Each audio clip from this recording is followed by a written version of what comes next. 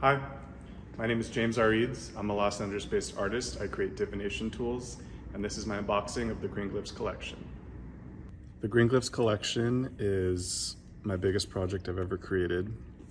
I've been creating divination decks for about 10 years, and this feels very much like a culmination of what I've learned and what I've created. The Green Glyphs Collection is a set of 4 divination decks and a hardcover glossary. Each deck covers a different form of divination, and the idea of the project is that it's a bridge between different forms of divination and that they can all come together to create one cohesive piece that can be used as a hybrid deck, but also each deck can be used individually. So this is going to be an unboxing of the advanced copy, so please keep in mind that some things may change in the future. You may notice some typos. These will all be fixed by the time the actual full production comes out. So you can see each box has these really beautiful accents of rainbow foil that kind of hit the light when you move the boxes around, and you can also see it on the exterior box of the collection. So I'm going to take some time and go through each deck in the collection and go through the art on the cards and kind of talk about my creation process and how I got here today. So Green Glyphs started with Green Glyphs Lenormand in 2019.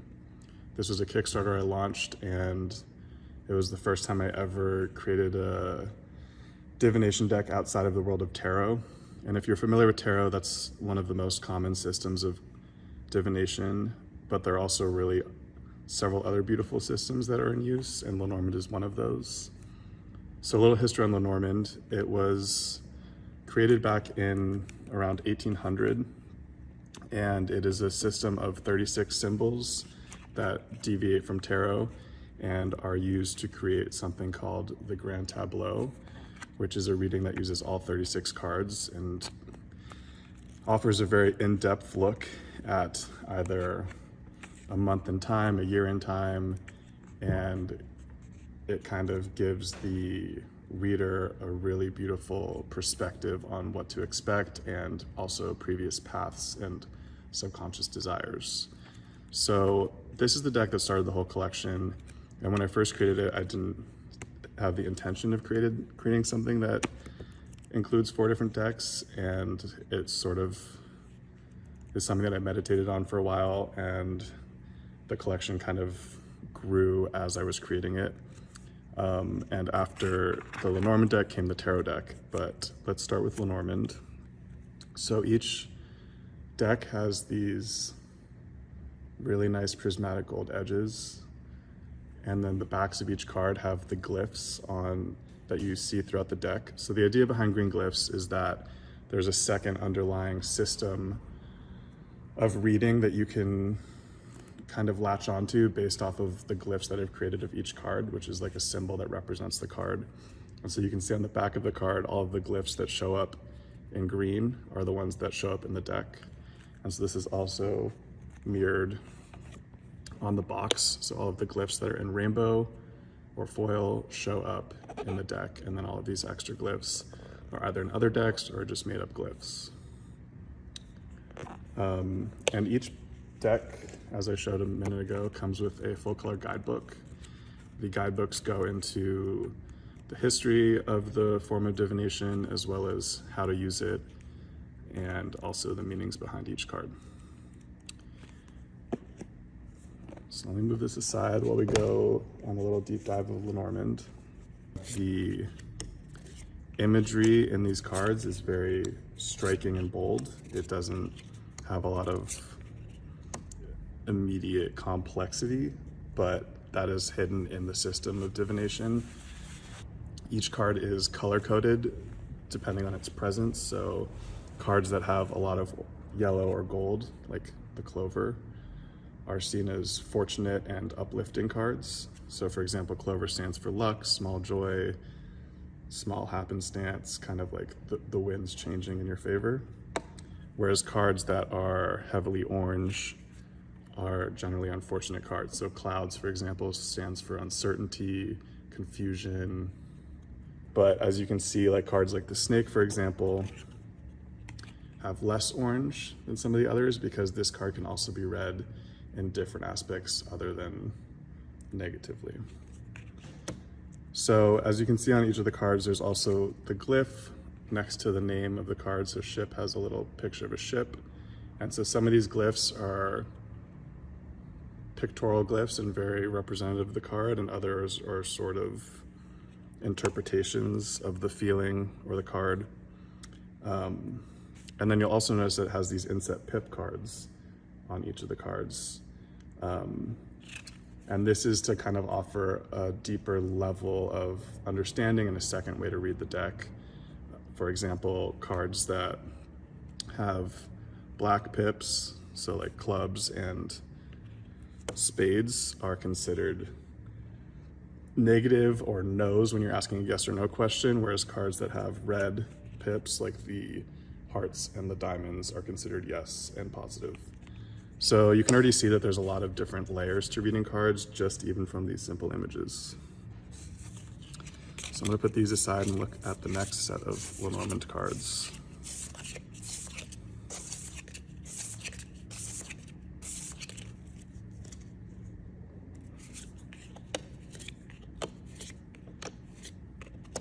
And so as I mentioned earlier, the ultimate reading of Lenormand is known as a grand tableau, which basically uses the whole set of 36 cards to do a reading. And so each card is important based on the position that it falls in. And so there are 36 different positions, and each of the positions are known as houses. So the very first position is known as House of the Rider, which is the first card in the deck. And the second house is House of the Clover, and so on. And so based off of where the card falls, for example, say if Bear falls in House of the Rider, Rider is a card that stands for messages, beginnings, news.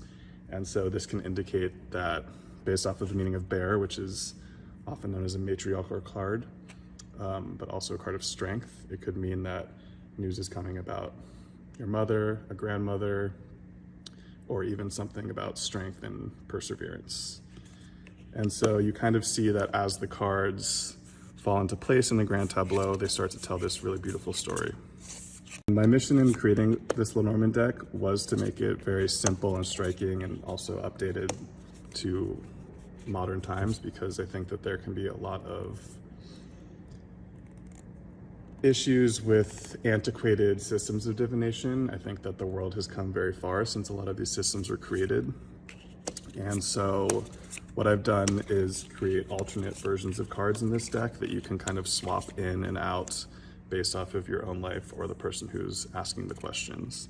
So traditionally there's the gentleman and the lady. So I've also created the lady 2, if you'd like 2 ladies in your reading, the gentleman 2, if you would like 2 gentlemen in your reading, and then a person card and a second person card for non-binary readings. And then also, to replace the cross, I have the albatross, which is inspired by the rhyme of the mariner. So if you don't gravitate towards the image of a cross, which stands for burden, you can swap it in for the albatross. But what's important with Lenormand is that you remain with the 36 cards in the deck. So make sure that you don't have 6 people in your deck and that cross and the albatross. You want to make sure you grab those cards out. And you can kind of see that the color coding continues in this. So for example, ring and sun and key are generally positive cards, whereas the albatross or the cross is negative. And so cards where you see a lot of blues and greens are kind of read as neutrally and are impacted based off of the cards that are surrounding it. So the style and the way that this deck was laid out kind of created the blueprint for the rest of the collection. I created this in 2019 and meditated on it for a while, and at the end of the Cosmovisions Kickstarter, which is another deck I made, which is an oracle deck, I kind of teased images of Green Glyphs Tarot. And Green Glyphs Tarot was like my response to this deck. I think that with Cosmovisions, it felt very heavy and involved, and the imagery was really intense and can be dark at times, and also took a lot of energy out of me. And so I wanted to create something that felt very light and refreshing to make. And so I set out to make Green Glyphs Tarot the second deck in the collection. So you can see like on the Lenormand deck, we have these symbols that are highlighted in the deck in foil. This is a 78 card deck, which is the traditional amount of tarot cards and is based on the Rider-Waite system. Here's the interior of the box. Each deck has like a little mantra or poem based off of the deck, and then an inset interior paper piece that holds the cards as well as the larger booklet. And there's also some Easter eggs in this box, like there's hidden illustrations underneath this piece that I'm not going to show in this unboxing, and you will have to wait to unbox yourself. But similar to the Lenormand deck, it comes with a full color booklet. This is one of the longer booklets. It's over 120 pages. It has the meanings and a short blurb on each of the cards, as well as reversed meanings, and also a section on how to read tarot for beginners. So with Green Glyphs, my intention was to create a deck that, or a collection of decks that can be accessible to anyone. I don't want people to feel like tarot is something that can only be done by professionals, because I think that tarot and other forms of divination are really important tools in self-discovery and also understanding your subconscious needs, and even just as a tool of meditation and reflection. So I set out to create these decks that can be absorbed and understood by anyone. So a tarot deck is traditionally 78 cards. There are two main parts, the major and minor arcana. The major arcana is the first 22 cards in the deck. And so in Green Glyphs Tarot, the major arcana covers the story of the Fool, which is sort of based off of the hero's journey. And so we follow this character, the Fool, who shows up in the first card. And the Fool represents new beginnings, naivete, approaching things with an open mind. And so you see, again, a lot of yellow because it's a very bright and fortunate card. And even though the word Fool has a lot of negative connotations, in tarot, Fool is actually more representative of beginnings, which is similar to the Death card, which a lot of people, when they see in readings, are very taken aback. But Death is also representative of cycles and new beginnings. And what's unique with Green Glyphs Tarot, at least the major arcana, is that all the cards fit together to form a panorama image. And so this kind of allows you to read the cards as a story. So we can kind of see the first four cards here have this yellow that kind of turns into blue as we see the High Priestess, which is a card that is representative of the subconscious and the mind. And we kind of watch this transformation happen with the Emperor, who's covered in oranges, and the Emperor can be representative of stubbornness and being very steadfast. And then you kind of watch this story of the Fool as he becomes older, he falls in love, he becomes stronger, and then he kind of finds himself in old age with the Hermit card. And this is one of my favorite cards in the deck. It's very simple and also very bold and striking. And so here you can kind of see the first 12 cards in the major arcana, which takes us to this like moment of change with the Wheel of Fortune. So we kind of see the Hermit on a journey. We're not sure where he's going, but he's kind of reached this waterfall where it's this moment of decision, like will the boat go over the falls or will he make it through? And so we're met with Justice, or the Angel of Justice. And so let me just move these first 8 out so we can see the rest of the story. So the Wheel of Fortune is like a very flip of the coin card. It sort of says like the universe will deal the fate as it's meant to be. So we have the Hangman and Death flanked by these two angels, the Angel of Justice and the Angel of Temperance. And so we can kind of infer that from this moment in the Wheel of Fortune, the boat did go over the falls, and we have the Hermit hanging on for life with his leg on the limb of this tree as his sack of goods that we see in the Fool card falls out of his hands. So all of his possessions kind of fall away from him and he's left with nothing at the end, which is often how death is perceived. And then we have this really quiet moment of ending, and also this sun rising over the body in yellow, suggesting that a new beginning is coming. And so the final cards of the major arcana kind of deal with more of an abstract conceptual understanding of a journey. So we have the devil, which is known as the imp, or sort of your own personal demons showing up, and the tower card, where the shadow of the devil turns into this hand of the tower, and the tower is representative of this great upheaval and sort of a change that is can be very painful but necessary. And it's followed by the star, which is a moment of hope and inspiration. And so these last 4 cards kind of deal with the cosmos and space. And we have this dark green showing up around them, and greens are very neutral, but we can also see like some colors kind of peeking through. So like in the sun, there's this like bright yellow dot right in the center, signifying joy. And there's this final moment of judgment where all of the cards previous will kind of come together to determine the final card in the suit, which is the world, where everything is kind of seen clearly and it all comes together and is sort of a like culmination in the lesson of the Fool. But what's really cool is that the world card links back to the Fool, because at the end is the beginning again. And so we kind of see this Fool stuck in this cycle of learning and growing and understanding, only to find themselves back at the beginning again.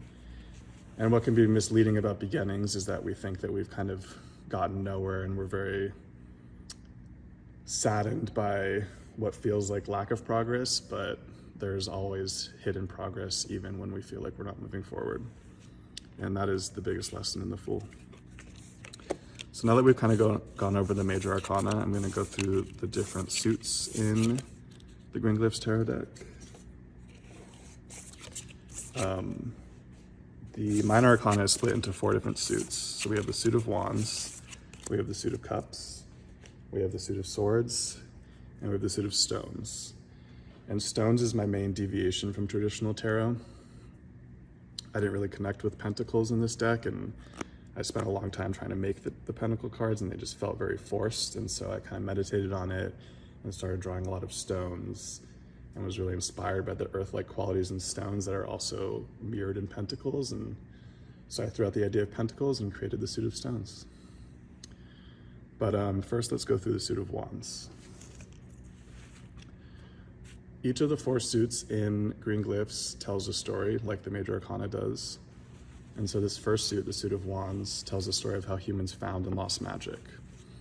And so these 4 stories are sort of myths that I made up. Sort of the myth of how once upon a time humans had the power of wands, and the wands made them all powerful. They were able to explore the world, create new things, connect with their inner selves, and sort of find peace in the world. And so for a moment, the wands were a very positive force.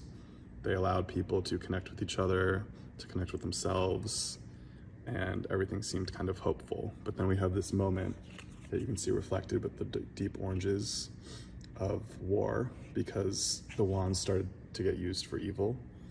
And there's this moment of tribulation. And so it's decided that the power of wands is far too powerful, so it's returned to the creators, and they decide to break the wands into pieces and redistribute them as smaller versions of the wands. And so it's left to this original traveler, who is now of old age, that we see in the first card, to protect this magic by forging new wands from the fire that are not as powerful and can be used for good and also amplify the magic from within. And so this character kind of goes on this journey up this mountain. It's very perilous. We can see a lot of oranges there, to throw the wands into the sky and distribute them among the people. My idea behind this suit is that the people who were experiencing the magic of wands kind of come to the realization that the magic was never within the wands, but it was within themselves. And so we kind of see that play out with the court cards of this suit. So we have the Page of Wands, who's hovering in midair and is sort of holding this orb-like wand above his hands. And it's this moment of understanding that there's this like really internal magic that is actually creating all of the goodness in the world.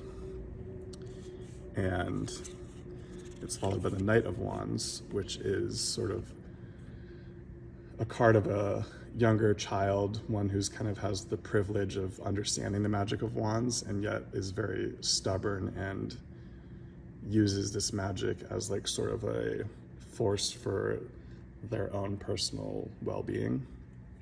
But then we're met with the Queen of Wands, who has this like beautiful, elegant dance with the wands and kind of creates this power as a manifestation of the world around her. And finally, we have the King of Wands, who is the power of the wands manifested as a human or as a being. And so you can see like these last 4 cards are generally very positive with all of the yellows and golds. And so when they show up in a reading, it can kind of indicate a understanding and purpose of an internal power. And that is the story of how humans found and lost magic. So as I put these away, I'm going to talk about the next suit, which is the suit of Cups. And Cups is generally a suit that deals with emotion and the flowing of things. And I didn't want humans to be the centerpiece of the entire deck. I think that they can be distracting, and also we have a hard time associating with imagery that doesn't necessarily look like us or represent us. And so I wanted to deviate from the traditional imagery of humans in these suits. And so the suit of Cups deals with elephants. If you're familiar with my Prism Visions decks, you'll recognize the elephants as they showed up in one of the extra cards, Tiny Elephants. And so this suit follows the story of how elephants learn to carry water. So the idea behind it is it's this myth that once upon a time, elephants did not know how to carry water, and so they walked around with these cups on their heads. And it begins with the story of these 2 elephants who give birth to a younger elephant that you first see in the 3 of Cups. And this younger elephant has a really nice childhood at first, but then the elephants start to run out of food. And so the parent elephants leave the child in search of food, telling him to stay where he is. But after many days and many nights, the elephants do not return. And so the younger elephant is left in this moment of self-pity and apathy. He feels abandoned. He doesn't know what to do. And so we can see these like really dark oranges and reds show up. And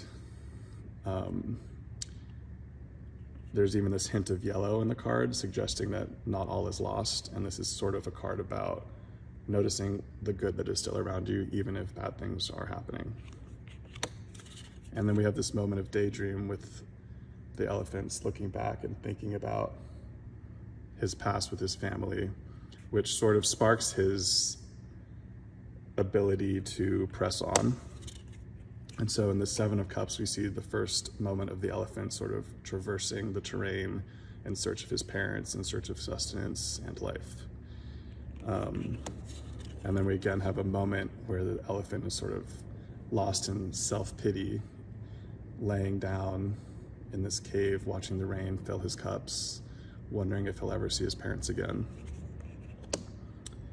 But then it's in the 9 of Cups that we have this triumphant moment where the elephant emerges into this beautiful valley, lush with elephants in the distance, drinking and celebrating and living. And so this card was actually inspired by The Land Before Time, which was one of my favorite movies as a kid. It's that moment where the dinosaurs emerge looking for their parents and find this like beautiful valley, and like it's sort of this change in the whole movie where they realize that like they will survive. And then in this final moment in the 10 of Cups, we have the elephant, the young elephant looking into the water, seeing his reflection, and he dips his trunk into the water, and to his surprise is able to drink the water and shoot it into the air. And it's this moment where the elephant realizes that he had the power of channeling water within, and they never needed the cups to begin with. And that is how elephants learn to carry water. And so in these final court cards, we have the young baby elephant once again as a child, with kind of distracted by this beautiful butterfly in his nose. And then we have the elephant growing up into adolescence, this beautiful golden color. He thinks he's on top of the world, he's confident, he is ready to be courted. And so we see this queen elephant offering her bowl to the young Knight of Cups. And then finally, we see the young elephant become the king. He's triumphant, he is expressive, he's comfortable in himself, and he leads the other elephants to a life of prosperity.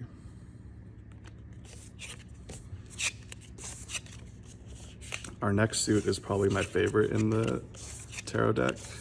It's the suit of swords. And in this suit, we play out the story of how the sun and the moon created the stars. And so in this first card, we have the first star. And we see the sun and the moon in the bottom corners. And this first star has been created, but it starts to plummet to Earth. And in the Two of Swords, we have the sun, our main character in the suit, sort of haphazardly playing with these two swords while the moon looks on and the star falls behind him. And then we have this really sad moment, the Three of Swords, which is often known as one of the sadder tarot cards, where the star falls and is impaled by three swords. And the sun is shocked and doesn't know what to do, and the moon sort of looks down beneath her. And as the sun kind of thinks about what's happened, there's this moment of rest where the sun should be resting and thinking about how to proceed with love and care with his companion, the moon. But instead, he allows his anger to kind of heat up the sky and melt the snow when it should be a moment of rest. And so the sun makes a decision and begins to blame the moon for the star's demise, even though the moon was not at fault. He thinks that the moon should have been on better watch during the night. And so the sun impales the moon, his only friend, and he sort of has this moment of, what did I do? How could I have done this to my best friend? And sort of the demons start crawling in. But the sun believes that he can be both the sun and the moon. And so he puts on the head of the moon and decides that at night he will light up the sky, and during the day he will light up the sky again, because he can do both, and he is the sun. But of course the sun cannot do it all. It was too much for the sun to handle. And so he has this moment of despair and sadness, wondering what he could possibly do now that the moon is gone. And this despair sort of takes over him, and we see that in this like dark orange color. The world around him turns against him. And then finally, the Ten of Swords. In his own self-pity, the sun impales himself. But we still see the moon. She's not gone. She looks down below and sees the sun in this moment. And knowing that the sun needs her, she steps in and saves the sun. And so it's like kind of our first big gold yellow moment in this suit, where the maturity of the moon, she allows herself to help the sun, even though she knows the sun has wronged her. And so she picks the sun off the floor, and they agree to work on making the stars together.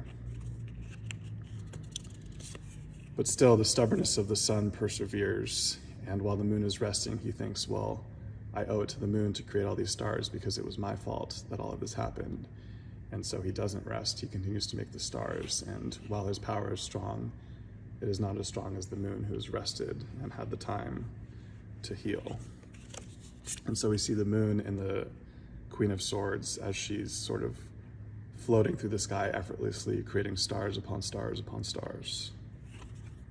And then finally, we're met with King of Swords. The star is once again alive and is able to create more and more stars, and you can kind of see the sun and the moon joyously in the center. I really like this suit. I think I want to one day turn it into maybe a children's book or something. I think that there's a lot here with this story that can go beyond this deck. So now we're on our last suit of the tarot deck, the suit of stones. And as I said earlier, this is the one that kind of deviates from traditional tarot, but I don't think it should affect your ability to read this deck. The suit of stones tells a story of how the sea formed the land. So stones is a very earth-based suit. It's sort of about work and creation and family and material goods. And so in this first card, we see the first stone, this earth-like quality expelled from the sea. And in Lenormand, fish is a symbol of money. And so these fish are kind of swirling around, suggesting that this stone is sort of the pivotal beginning moment that will create life and opportunity. And so in the Two of Stones, we have these two stones balanced with the water. And then in the Three of Stones, we see sort of the first life being created from the combination of the land and the sea.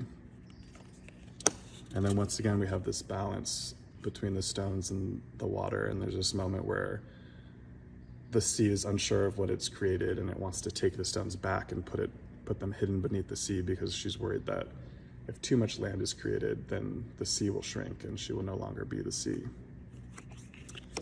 And there's this moment at the bottom of the sea in a trench where she sort of like has this moment of anger, and she's like, what have I done? Like, what have I given away?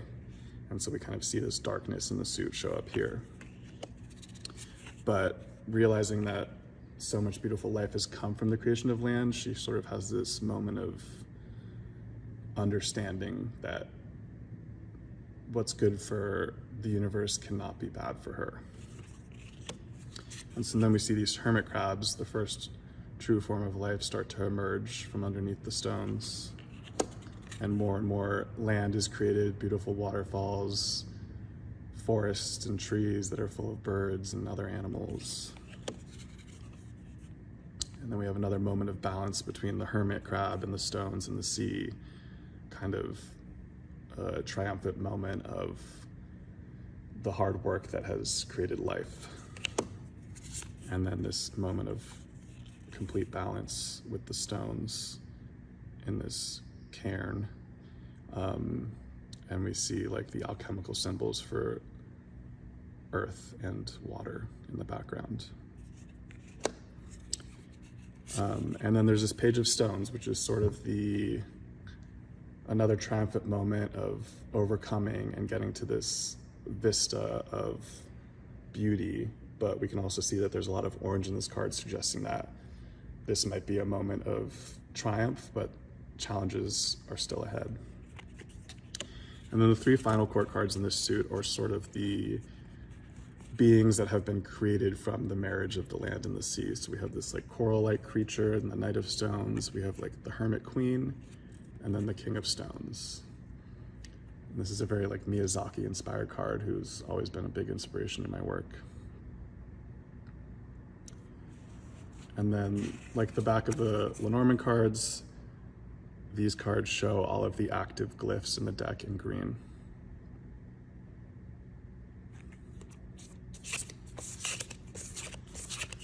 So now that we've gone through our longest deck of the 4, let's go through the shortest. This is Green Glyphs Runes. The rune deck is maybe my favorite in the collection. It was the most fun for me to make and also the most challenging at the same time. It's the one system of divination that I hadn't really connected to, and I had a lot of struggles with understanding the symbolism behind runes.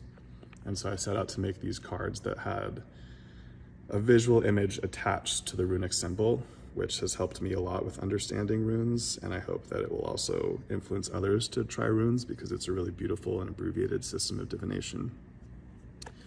And you can see the runes that are in the deck are in these rainbow colors like on the other boxes. So the runes that are in this system are the Elder Futhark runes, which is a set of 24 runes. But at the time of this video, I am running a Kickstarter campaign for this new project, and we are about to hit stretch goals, which potentially may unlock a larger rune deck, which will include the extra 9 Northumbrian or Anglo-Saxon runes, which will make the deck a lot larger. The 24 cards that are currently in this box are split into 3 different suits or families. What's also cool with runes is that I created these metal dice. They're bronze with engraved runes in it. And so this kind of offers you another form of casting runes. Traditionally, runes are not cards. They're slices of wood or stones or something earth-like qualities that just have the symbols on them, and you kind of have them in a satchel or in your hand and you toss them and you read the runes that way. But again, I had a really hard time connecting with the runic symbols. Like, to me, that meant nothing for a long time, and I couldn't understand that that meant harvest and year and seasons and transformation. And so I set out to create these runes. So with runes, we see these very striking and simple ideas and concepts that are conveyed. And while runes are millennia old and have Nordic roots and are tied to the Nordic gods and Nordic life back then, they are also still very applicable to today, which is what makes it such a beautiful system. So for example, Fehu, which is the first card, is a symbol of wealth. And back then, cattle was considered wealth because it was food, it was sustenance, it could be traded, it could be used to create clothing and protection, and it just had infinite uses. And so while that might not apply to us today, we can still understand the concept of cattle representing wealth. So these first 8 runes are sort of the forces of life. They're ruled by the Nordic god Frey and represent things like wealth, challenges, misfortune, messages, journeys, illumination, exchanges, and joy. And so again, you can kind of see this color-coded quality of green glyphs, where these cards with yellow are seen as generally positive, versus cards with like a lot of orange are seen as a negative. And like the Lenormand deck, we have these inset boxes that display the runic symbol a lot larger, because while you're learning this deck, I want you to also understand the symbol so that you can take this knowledge and use it with other systems of runes. So that one day you can use these dice without the cards, or you could make your own runes on slices of wood or stone. And then, so the next 8 are sort of the forces of the gods, and these runes are ruled by the Nordic god Hegel, or Hagel. And the first 3 runes in this set are some of the darker runes in the set of 24. They deal with things like uncontrollable hardship and famine and being stuck in place. And so we can kind of see that with Hagalaz, which is sort of like the card of natural destruction and disaster. And it's like this hail force coming down. And while we may not have a lot of hail in our lives these days where we live, it could decimate crops back then, and it was just like a complete game changer. And then we have this card, which is the card of need. And so we have this figure surrounded by these oranges, and they're kind of hoping that this final drop of liquid or sustenance or honey kind of falls into their hands, because that's all that's left. And then we have Isa, which is the ice rune. And so it's this moment of being stuck in place and feeling like you can't really move forward. And then we have this moment of change with Yera, which is the harvest rune.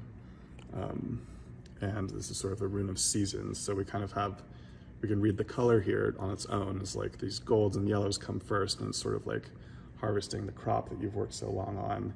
But then there's this sharp orange that shows up, which is signifying that even though you have this harvest now, winter will always come. And winter is a time of hardship and endurance. And so it suggests that with the seasons comes change. And there's other symbolism in this deck that I would like the readers to be able to intuit without even reading the cards. So for example, we have the Ouroboros here, which is symbolizing the cycle of life and death, and it's this snake eating its tail. And so there's a lot of imagery that we can connect to intuitively without even reading about the cards in the booklet. And these cards are ruled by the god Tyr, and they kind of deal with the forces of humankind. And so we see things like victory, birth, loyalty, humanity, the mind, pleasures, hope, and heritage. And so again, you can kind of see these colors being played out in these cards. Whereas cards like Manaz, which is symbolizing humanity, is a very neutral card.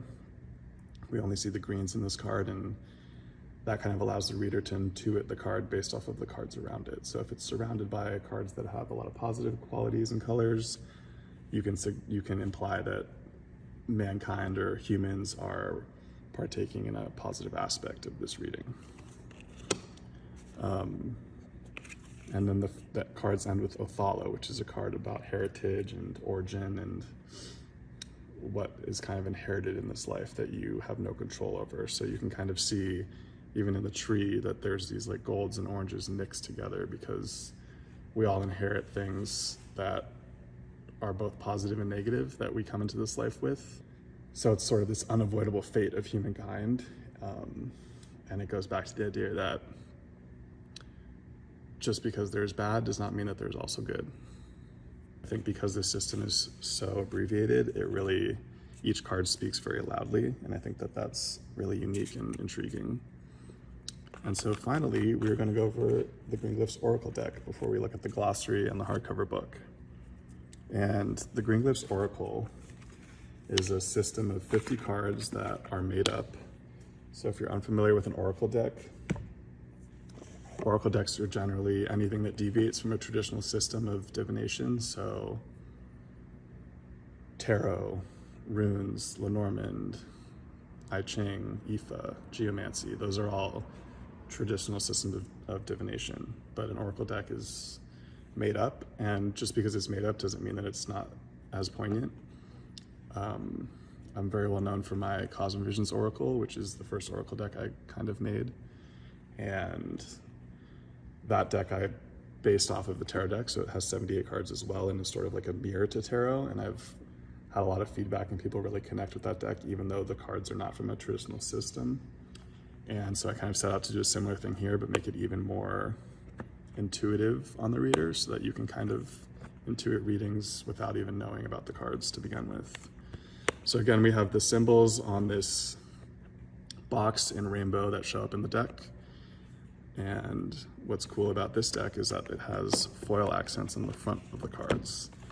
And this is the one deck that doesn't follow the color-coded system of Green Glyphs. And the reason why I set out to do that is because I don't want readers to have like previous connotations of what these cards might mean, because I think that they can all mean different things for us based off of who we are.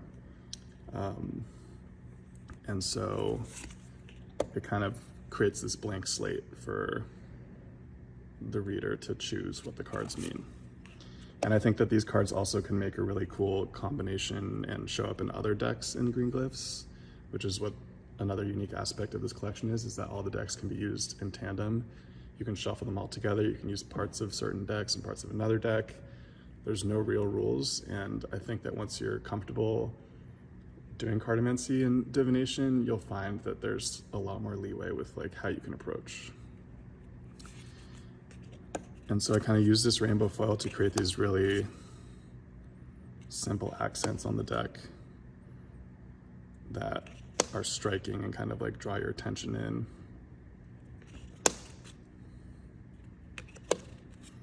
I do a lot of work that has to do with like portals and doors. And so I wanted to give that a moment in this deck. And this is sort of about like, it's an image of a closed door, but it's also like your opportunity to decide if you want to open the door and see what comes next. And sometimes we're ready for that and sometimes we're not. And like drain is a symbol about detoxifying and expelling things. And so like you can see that just based off the imagery and the name of the cards that it's like very intuitive. This is one of my favorites, Enoki. And this is a symbol about family and connection.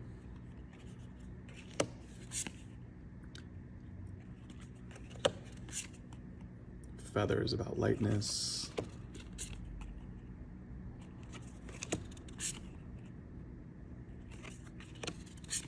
We have gazebo, which is a symbol that shows up in my work a lot, and I see gazebo sort of as like a moment of appreciating the present, a moment of celebration and reflection, and also the combination of the man-made finding itself in nature. Giant tooth is sort of like a surreal dream. Ghost is one of my favorites in this deck. I love goat and the way it plays with the border. I try to allow the cards to take over the design and break through borders and kind of keep things interesting. And so like even with Inkwell, you can sort of see this as like the beginning card. It creates the rest of the cards. The borders being drawn out. It's like the first ink has been spilled.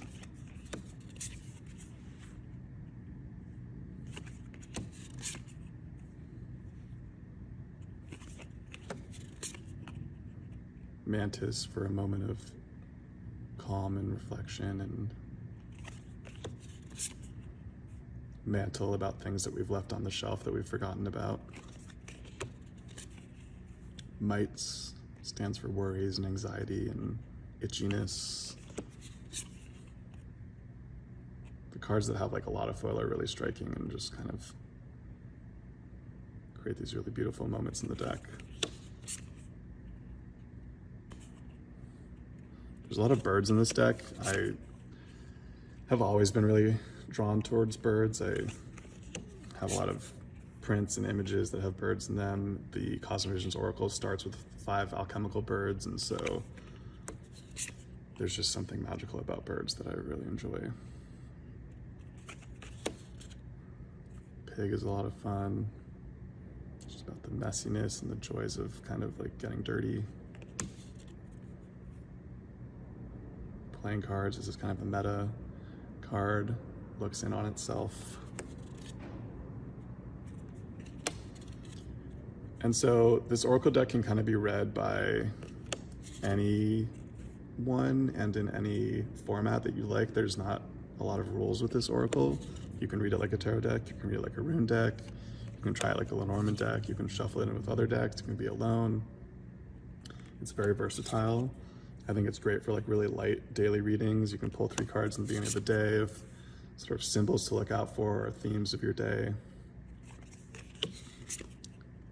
The idea is that it can be a companion of yours and not be a very heavy moment of self-reflection, but rather sort of bring out the joyousness of life that we often forget to appreciate, the things that become mundane every day and get lost in the trivialities of life, like our morning coffee that we forgot and has been left on the table, and then the unknown of the worlds. And so that's the Green Glyphs Oracle. So if you're interested in any of these decks, you can see the links below. Last but not least is the Glossary. I'm really proud of how this turned out. I love this hardcover book. I have a thing for beautiful art books, and this took a lot of different tries and experimentation, but I'm really happy with the outcome. So it has this paper sleeve that you can take off of the book. This just has like a little info blurb on it, so people know what it is. And then it has these beautiful prismatic gold edges that you also see on the cards, and an accent foil on the cover. And then a little illustration on the back. And then also a little foil on the inside. And so all of these rainbow cards or symbols are the ones that show up in the decks, across the 4 decks. So the glossary includes all of the information in the 4 guidebooks in the different decks. So in case you want it all in one place, it's a lot easier to carry this around. But then there's also a final section on using all 4 decks together. And this is sort of covering how to use Green Glyphs as a hybrid deck. And as I mentioned earlier, you can kind of do whatever you want. You can combine all 200 cards together. You can combine the rune deck and the oracle deck, or the rune deck and the tarot deck. It's really up to you. I think there's a lot of experimentation that can happen, and kind of just let your mind go free, you know? I think that the beautiful thing about divination is that we all have different intuitions and interpretations of things. And then all of the decks come in this really cool diorama box. So this is what's revealed when you pull all the decks out.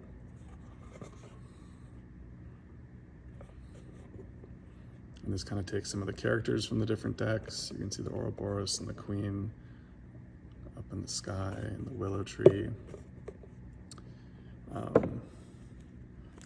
And that concludes the Green Glyphs collection. So as I mentioned earlier, there's a link below for where you can purchase this. It'll be on Kickstarter through October 2022. And then afterwards it will be available in our online shop. I'll put a link for that as well. If you made it through this whole video, I appreciate you. It was nearly an hour and I'm glad you're here, and that hopefully this has piqued your interest. If you're not familiar with divination, hopefully this is the beginning of your journey. If you are an advanced diviner, hopefully this just continues your practice. I appreciate everyone's support.